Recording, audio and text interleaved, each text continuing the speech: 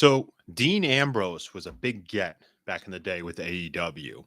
This was a major obtaining of them as far as just star power, credibility. When this brand debuted, he was a guy to get. He was part of the Shield. He was somebody that you could kind of have some sort of storylines and basis of comparison as far as who your top heel or babyface was. He came out. He wanted to face Kenny Omega. It was a good idea. It's a great idea when you think about it. If you go back 3 years ago when AEW started, and I think that truly, hello, Cheeky. I think truly when you look at this overall, it's smart that you give this money to him. All right, to have him come in and kind of be the forefront and the figure as far as what the AEW fan base needs. He's a big get from the big company, especially being the having the lineage of the Shield with him and Seth Rollins and Roman Reigns. Look where they're at now. They're still at that company and thriving. The only issue, though, is that what are you going to use him for? And let's face it, he is an Iron Man. The guy has been called out there to have these matches, and he's able to.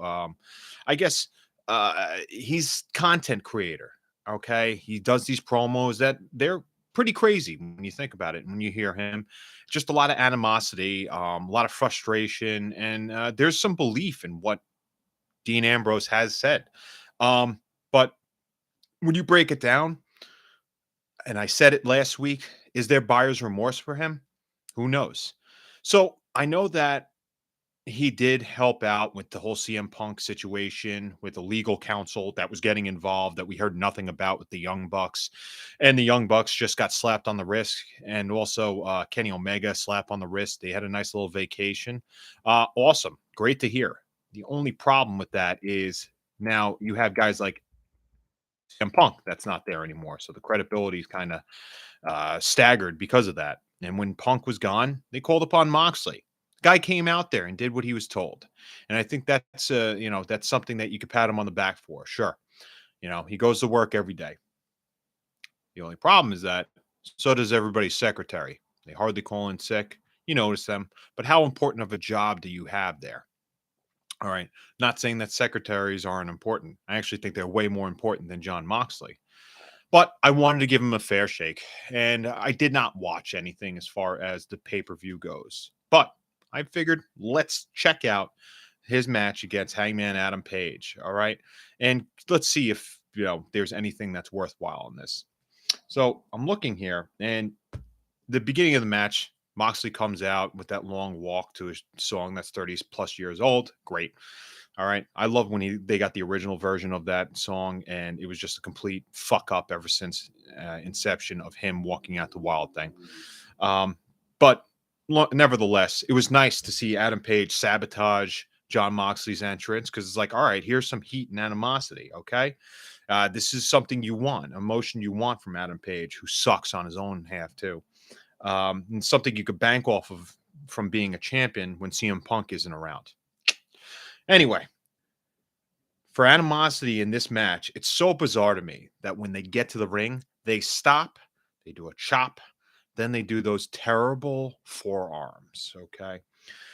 It's just embarrassing to me and it kills the business. They stop killing each other and then start exchanging these forearms that look terrible. And this brand is just totally guilty of this. It's awful with the you hit me, I'll hit you back and forth. But these two are the worst perpetrators of this because that element of we really have visceral hate towards each other is gone because all of a sudden, let's just stop getting pissed off at each other and then start hitting each other. I have some notes here for this match, and it's like you have animosity, which they did have, and they built up for that, but then it just comes to a screeching halt, just so that the AEW crowd can do their soccer chants for yay, no, boo, yes, all that, and it's just the epitome of backwards sniffing your own farts fandom from AEW fans. Think about it this way, okay? When Gollum wanted to get the ring, okay, he had connived, swindled, took advantage of, and used violence, all right, towards Frodo, Okay, and Samwise Gamgee. All right. And this was all throughout the movies. All right. So he even changed his character along the way. Moxley never changed his character. Okay. But he still wants the end result of I'm going to go after somebody. All right.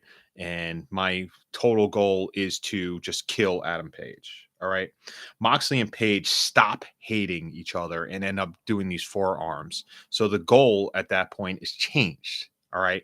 I hate to put Lord of the Rings in here, but I'm getting a pivotal character that everybody knows that he's what he's about. Moxley's about violence, but that's all right. I'll let you hit me next. This is supposed to be a contest. You're supposed to hurt each other. I don't understand the aspect of, all right, now it's your turn to hit me. It's embarrassing. These forearms are just embarrassing. Why can't anybody throw a punch anymore? I'm sure people want to punch me after hearing this, but that's okay. I know to step into it. All right. Just looking up some other things. Gollum had an agenda. All right. And that was to obtain the ring with any means necessary. And Moxley's is just to obtain a paycheck. Fair point. He's getting a nice paycheck. All right. One key part here that I did like, Moxley had an awesome looking back rake. This thing looked like he wanted to take the skin out of Adam Page, and I loved it. All right. During the match, then the fork comes out just so Moxley could force feed us some more bullshit. This looks absolutely fake when it comes to the intent of puncturing. And meanwhile, Excalibur just tells us during the match that this is no DQ. Dude, stop saying that. Okay. It means nothing. All right. Every match is like a no DQ here. Let the visuals take over the announcing here because less is more when it comes to brutality. All right. Look at when Jim Ross does this. Okay. There's bloodshed and animosity on the screen. All right. He begs for mercy on behalf of wrestlers. All right. Case in point, HBK versus Triple H. All right. If you remember this, this was a non sanctioned match. All right. In SummerSlam of '02. All right. Hell, even the ref at that point even stopped to tell Triple H, yo, knock it off. Let's go finish it up. All right. Now, they weren't just sitting here telling us more about the match during the actual match and the rules. All right. We understand there's not much more to it besides no DQ. But anyway, I digress from that. All right. So Triple H and HBK, they told a story, and Adam Page and Moxley could have told a story too. We didn't need to have Excalibur tell us the rules every 15 seconds. All right. And that's while there was a Boston Crab on top of a board of barbed wire. Just layering shit on top of shit. It's putting lipstick on a pig, puking on a pile of crap. Doesn't do much. Anyway, barbed wire wrapped around Adam Page. All right. But how did it get there? How did I get there? He did it himself. Somebody explain to me why somebody would do that. Oh, it's to hurt him, the other guy. While yourself? What? Don't you want to live? Anyway, the idiot wrapped it around himself. What does this do to your opponent? 20 years ago, I bought the VHS. I think it was a 2-pack of Backyard Wrestling on I think it was like $15 at the point. So yes, I overspent. I'll admit that. I overspent on a lot of different things, including equipment and probably this coffee. But nevertheless, that was a Picasso of not only storytelling, but also selling compared to this garbage. Adam Page emotes like he's on Ambien he stole from Evil Uno that he used as a suppressant for appetite. All right. He doesn't make sense with his moves and he does them. And it just ad nauseum, it just makes no sense as far as how he has no emotion when he does this. If anything, you just see him bite his lip. That's about it. Why does this company have to book match like this and pull out the chain? If you want to incorporate it, then make it a match that you've actually had this lead to. All right. A rubber match of sorts. All right. This is one of the rare occasions where AEW actually had another match between these two where you could have the score settled. Okay. So you could have that dog collar match.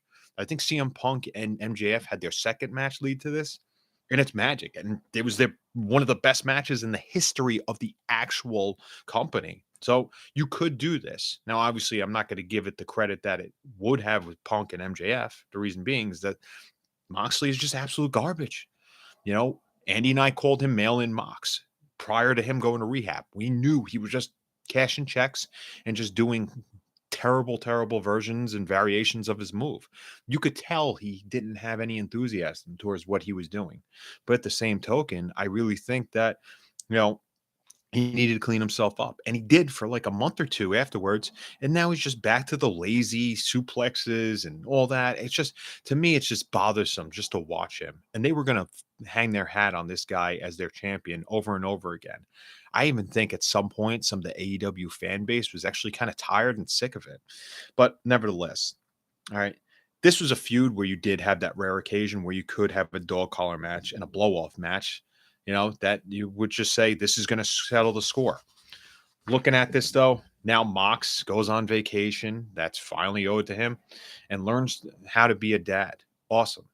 One of the best things in my life is learning how to be a father. And I just, I'm learning each and every day.